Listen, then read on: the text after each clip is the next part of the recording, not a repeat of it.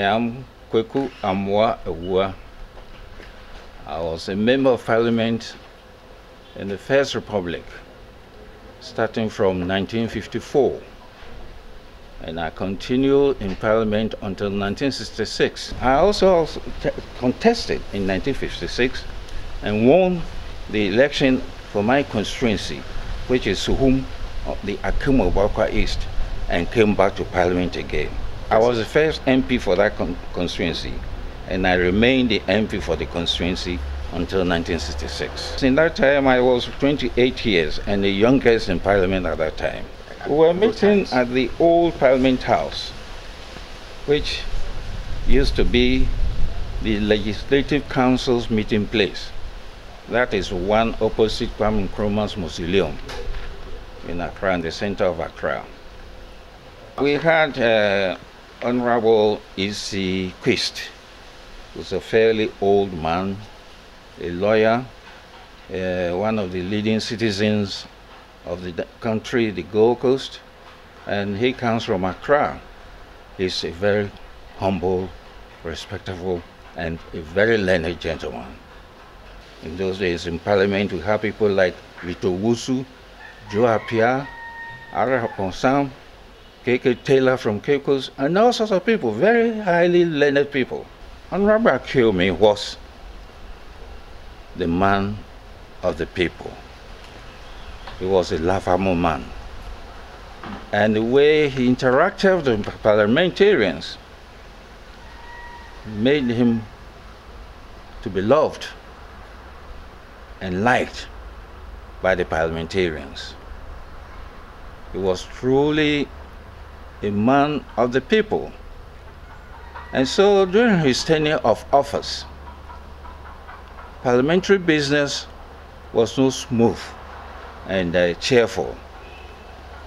The way he behaved made him to be loved and liked by all sides of the house. And for that matter, I'll describe him as the people's man.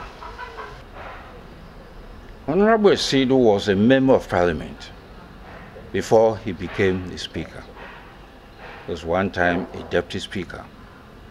And because he comes from parliament, amongst the members of parliament, his behavior towards parliamentarians during his tenure of office was quite different from those who came from outside to become speakers of the House.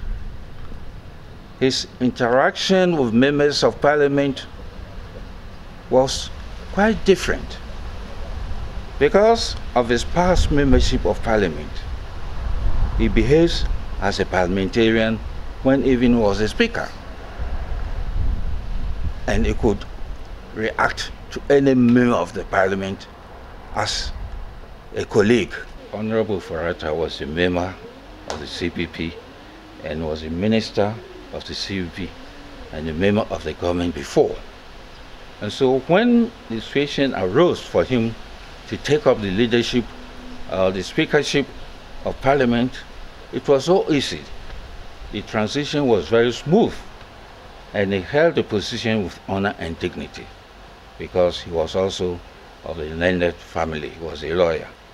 I would say the parliamentary system has been a developmental process. When we started in the First Republic, nobody knew what parliament was and what the work of a parliamentarian was. After the first coup, when the second parliament came, that too was different in the sense that the grade of parliamentarians and the House as a whole saw some improvement. And this went on to the Third Republic when PNP won. I would say that that parliament also saw some improvement.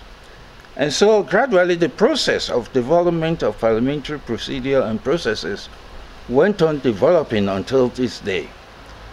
The Fourth Republic, as we see it, shows a remarkable improvement in the work and process of parliament.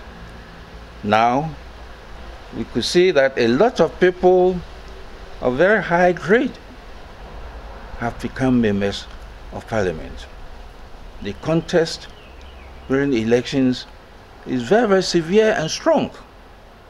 And during our days, the First Republic, and I'll say the same to the Second Republic and even the Third Republic, except in the First Republic when Kwame Nkrumah introduced a system and backed it by law, when he requested each region to provide a female representative in Parliament. So at that time we had 10 female representatives, one from each region. And this process was also backed by law. Apart from that, the situation with female representation in Parliament has been different. Now it appears they are struggling, and because of the female agenda system, we have a lot of women in Parliament. And this is a great improvement on the parliamentary system in Ghana.